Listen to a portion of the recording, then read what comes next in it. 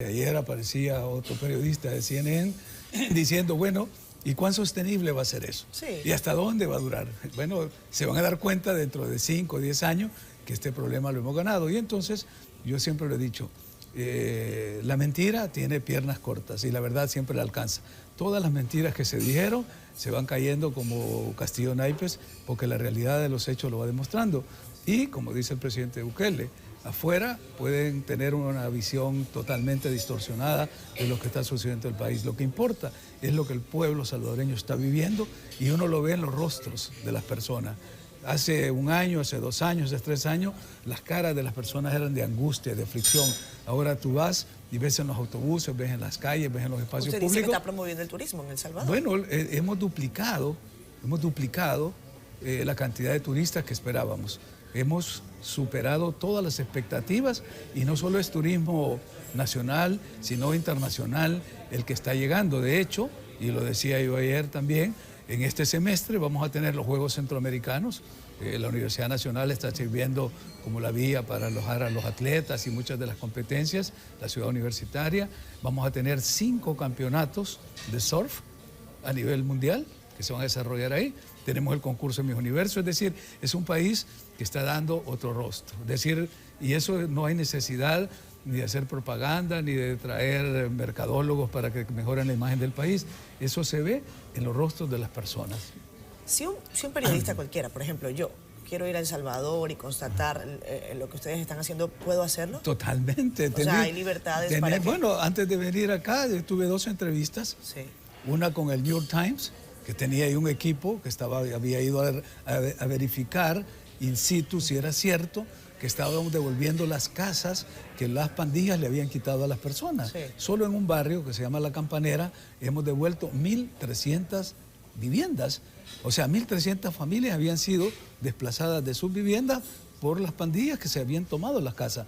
Se las hemos recuperado y se están devolviendo. Y a nivel nacional son más de 4.000 viviendas las que hemos recuperado y se está devolviendo a sus antiguos dueños, los que están vivos, porque algunos los mataron para quitarle las casas, otros huyeron, y las casas que están quedando disponibles es una institución del Estado que se llama Fondo Social para la Vivienda, el que está administrando este proyecto. Pues la gente de New York Times me hizo que habían estado visitando para ver y comprobar eso y hablar con las personas. La BBC de Londres también tiene otro equipo que está allá o sea, hay la libertad de prensa, la libertad de expresión, la libertad de movilización en nuestro país es total y absoluta. Si no, no tendríamos todo este turismo que está llegando con seguridad y sobre todo a zonas en las que antes no se podía visitar. Y eso lo comprueba nuestro turismo nacional, o sea, de la diáspora salvadoreña, que tenemos casi 3 millones viviendo en Estados Unidos, hay personas que no regresaban a sus comunidades desde hacía 20 años, porque la familia decía, no vengas, porque aquí está la pandilla y saben que vienes con dólares y te pueden matar, nos pueden... Entonces, ahora están llegando y están invirtiendo en sus comunidades. O sea, el país es diferente, es una transformación estructural que se está dando a partir de la seguridad que se está logrando con nuestro gobierno, con el liderazgo del presidente. Vicepresidente Ulloa, es oportuna esta entrevista además, porque mañana, por lo que pude revisar, se cumple 1 año desde que se inició pues el estado de excepción que ustedes han mantenido régimen, sí. Allá en El Salvador. A algunos le han preguntado cuánto tiempo se va a extender, quizás esa es una pregunta que usted no tenga respuesta, o sí. Y en ese sentido me gustaría saber cuál es el plan que se tiene. Sabemos el plan de acción que ustedes han ejecutado, algunos lo llaman un plan de choque, otros lo llaman un plan muy salvadoreño, otros piensan que hay violaciones de derechos humanos que tendrán que ser constatadas o denunciadas y defendidas por ustedes en los escenarios internacionales en caso de que quieran hacerlo. Pero, ¿cuál es el plan? ¿Cuánto tiempo se va a quedar ese estado de excepción? Bueno, para empezar hay que decir qué es el estado de excepción, porque mucha gente piensa el estado de excepción es algo como un estado de sitio, la gente no puede salir, está encerrada, me lo decía en un país europeo. Es que, según nos han dicho, a las 10 de la noche nadie puede salir por el estado de excepción. Me daba risa, le digo, ese que le dijo no sé a dónde está, porque en El Salvador usted va, después de las 10 de la noche las discotecas están llenas, los restaurantes están llenos, las playas, es decir, o sea, nunca, desde que se inició el estado de excepción, se afectó ninguna de las libertades públicas. O sea, no se afectó el derecho de movilización, el derecho... Derecho a la reunión. Nada, derecho a libertad de expresión. nada. Solo fueron 4 las garantías que se suspendieron. Ahora solo son 2. O sea, el estado de excepción solo aplica para suspender 2 garantías y no son públicas, son individuales. O sea, los ciudadanos, según la Constitución, cuando son detenidos, tienen que ser puestos a la orden del juez dentro de 72 horas. Sí. Es la detención administrativa. Esa es una garantía constitucional. A mí no me pueden tener más de 3 días, tiene que ponerme a la orden del juez o me libera. Ese es mi derecho constitucional. Pues esa se ha suspendido y se ha extendido a 15 días. O sea que la policía, la fiscalía pueden tener a una persona durante 15 días sin pasarla a la orden del juez. Sin presentarle cargos. Sí, ¿por qué? Porque hay que elaborar, porque son masivamente las capturas, entonces en 3 días no se podía conseguir eso, entonces se extendió. Esa es una. Y la segunda es que yo tengo derecho constitucional a mi privacidad. Nadie puede intervenirme el teléfono, ni mi correspondencia, absolutamente nada. Hoy ese derecho está también suspendido. ¿Por qué? Porque es necesario revisar los teléfonos de los criminales, las computadoras, es decir, entrar a su parte. O sea, cualquier persona en El Salvador en este momento está sujeta a que le revisen su Cualquier teléfono. persona no, esa es otra cosa. Es decir, esto afecta... Es bueno explicarlo. Sí, señor claro, vicepresidente. Es que como al decir el estado de excepción, Claro. se piensa, o sea, no sé qué idea Bueno, tiene. porque Entonces lo es estamos el diciendo. idioma que hemos manejado Claro, durante no, años. y así se llama técnicamente el régimen de excepción, porque se afectan garantías constitucionales. Correcto. Por 30 días. Además, esa es otra cosa, tiene que ser 30 días. Sí. 2 garantías nada más. Eso es todo. Entonces lo que... dice usted que no a cualquier persona le pueden No, revisar. solo a las que están capturadas por el régimen de excepción.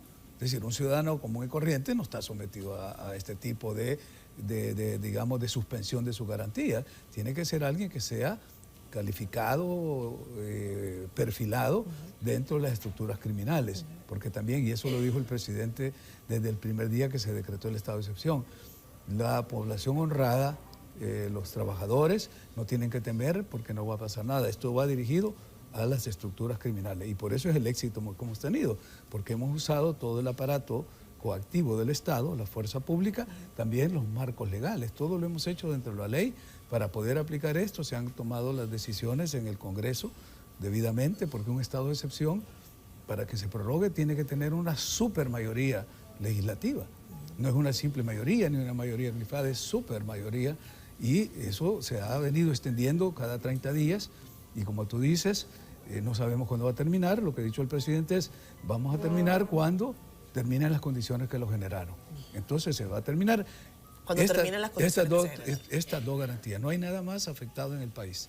Solo 2 garantías de carácter personal para los indiciados. Eso es el estado de excepción.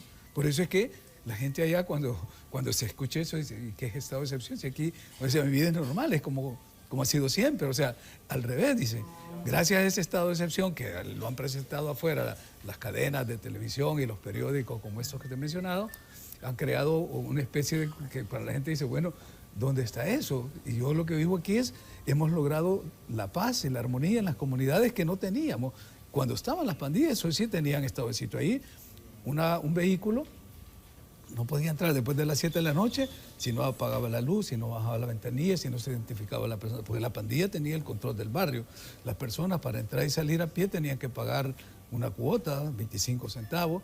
Es decir, era un régimen de excepción impuesto por los grupos criminales. Entonces, con la acción del Estado hemos liberado a la población y hemos salido en defensa justamente de los derechos humanos de la población.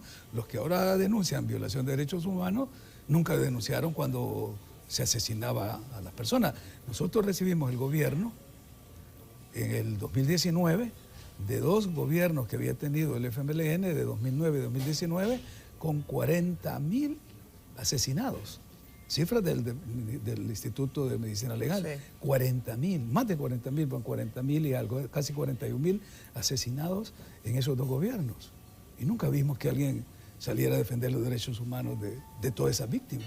Entonces sí creemos que es una agenda de la oposición salvadoreña que como no tiene presencia política, porque el pueblo prácticamente la ha eliminado del espectro político, sus voceros logran afuera generar esta narrativa y hay medios que se prestan para seguirla difundiendo sin tener esa rigurosidad. Pero ustedes están recibiendo organismos de derechos humanos que pueden entrar a verificar. Sí, ahí están. Bueno, de hecho, porque esa es otra de la narrativa que salió, de que en la cárcel estaban muriéndose. Sí. Bueno, sí, el diario El País, por cierto, tiene un artículo en donde lo señala. Claro, es lo que te digo. El país tiene una campaña permanente contra el presidente Bukele, que lo que le hace daño es a la imagen del país, aunque ellos creen que es al presidente Bukele. Pero nosotros tenemos un convenio con el Comité Internacional de la Cruz Roja, el CICR, que tienen una vigilancia permanente en todo el sistema carcelario. O sea, son ellos los que están verificando que los reos tengan alimentación adecuada, asistencia médica, condiciones mínimas de dignidad en los penales. Entonces, cuando me dicen, no, es que las ONG de derechos humanos de unidad de deseo, pero ¿cuáles son? Y me dicen, ya vas a ver, y son gente vinculada o al FMLN o a Arena, o sea, de la oposición política. Y esa es la que reporta. Cuando yo quiero ver qué es lo que está sucediendo, pregunto al Comité Internacional de la Cruz Roja, que es una entidad seria, que no tiene ninguna agenda política y que te va a reportar bajo su prestigio lo que está pasando. Presidente, tenemos que despedir la entrevista. Vicepresidente, perdón. El presidente Bukele no suele viajar. No hemos podido entrevistarlo, ojalá pudiéramos hacerlo. ¿Cuándo vamos a ver al presidente Bukele? Muy pronto, y aquí en Dominicana. ¿Va a venir? Va a venir. Ese es uno de los... Pero usted me lo había dicho ya en Santiago. Pero es que él no había dicho, y ¿sabes qué? Y aprovecho, pues, porque se lo dije al presidente ayer. Es que andaba coqueteando con ir a Colombia. Entonces yo dije, pues quizás no vendrá a República Dominicana. No. Ya es una realidad. Estamos esperando la invitación formal y oficial del gobierno dominicano para establecer la fecha en que él pueda venir. Y él ya, a través mío, mandó este mensaje diciendo de que quiere venir a la República Dominicana y está esperando que se le invite, porque no va a haber, no va a decir quiero ir y voy a agarrar un avión y me voy para allá. Bueno, lo puede hacer como ciudadano privado. Pero una visita de Estado, sí. Él, es más, también me dijo que quiere que el presidente Abinader vaya a El Salvador cuando inauguremos los Juegos Centroamericanos. O sea, pues que sería un intercambio. El presidente Bukele viene a República Dominicana y el presidente de República Dominicana visita El Salvador. Pues entonces quizás podamos ir nosotros a esa cobertura. Ojalá que sea así. Ojalá Señor que sea vicepresidente así. Ulloa, gracias por habernos atendido. Un gusto. Siempre el espacio se queda corto para conversar Encantado. con usted. Me decía que había una Bukelemanía. Yo estuve revisando incluso en Alemania, hablando sobre el tema Bukele. Bukele es un líder universal en este momento. Y eso genera una bukelefobia, porque hay toda una campaña contra Bukele, y la bukelemanía, que todo el mundo pide, queremos un Bukele. Colombia, Chile nos están pidiendo Bukeles. Gracias, vicepresidente. Muy amable. Regresamos nosotros. Gracias a ustedes por habernos acompañado. Esta entrevista especial ha sido además apoyada por todo el equipo técnico de CDN Canal 37. Agradecemos al personal de la Embajada de El Salvador acá en Santo Domingo y los vemos en una próxima oportunidad.